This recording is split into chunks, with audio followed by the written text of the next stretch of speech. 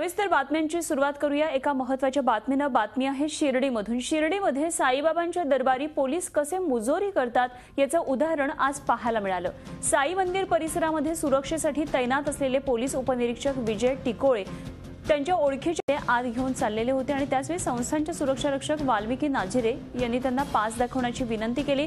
सुरक्षा रक्षकाने pass मागितल्याचा police उपनिरीक्षकाला राग आला आणि त्यांनी या सुरक्षा रक्षकाला मारहाण केली। शिवाय जबरदस्तीने ओळखीच्या व्यक्तीला मंदिरात घुसवण्याचा प्रयत्न केला।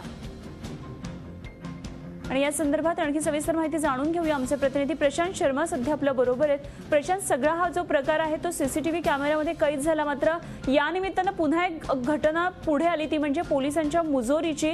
काय नेमकं त्यानंतर पुढे काय झालेले, काय संदर्भातले अपडेट्स आहेत? अनुपमा, बरोबर आहे। साई मंदिराच्या सुरक्षा व्यवस्थेच्या जी बाहेरील बाजू आहे मंदिराची, त्यासाठी या ठिकाणी 50च्या वर पोलीस नेमणुकीस करण्यात आलेले आहेत। त्यांच्यासाठी एक PSI दर्जाचा अधिकारी देण्यात आलेला आहे।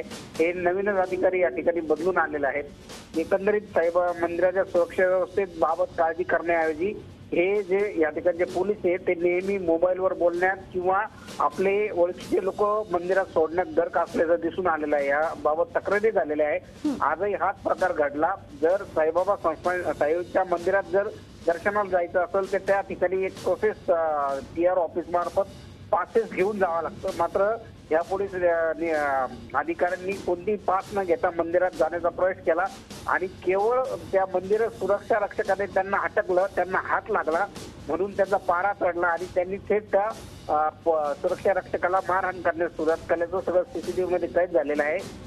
नेहमीच साईबाबा संस्थानचे जे सुरक्षा रक्षक आहे आणि पोलीस यांच्यामध्ये असे वाद होत असतात, मात्र साई संस्थानचं कोणीही अधिकारी या सुरक्षा रक्षकांच्या मागे उभं राहत नसल्यामुळं हा प्रकार तिथल्या तिथे संपवला जातो। आताही सांगण्यात येत आहे की गैरसमजुतीतून हा प्रकार झालेला आहे आणि त्यामुळं कोणीही तक्रार दिलेली नाही। मात्र सुरक्षा व्यवस्थेसाठी तैनात असलेल्या दोन्ही लोकांनी अशी भांडणं करणं किती योग्य आहे, याने साईबाबांच्या सुरक्षा व्यवस्थेकडे किती लक्ष आहे ही बाब प्रकर्षाने याच्यामध्ये समोर येत आहे।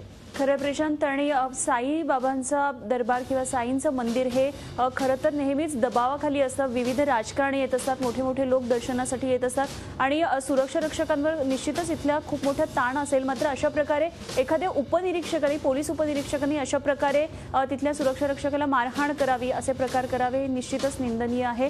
धन्यवाद दिलेल्या सगळ्या सविस्तर माहितीविषयी प्रशांत शर्मा आमचे प्रतिनिधी आपल्याबरोबर होते। शिर्डीमधल्या या घटनेविषयी आणखी सविस्तर माहिती देत होते। सीसीटीव्ही फुटेजमध्ये दिसते एका पोलीस उपनिरीक्षकाने कशी मारहाण केली आहे तिथल्या सुरक्षा रक्षकाला।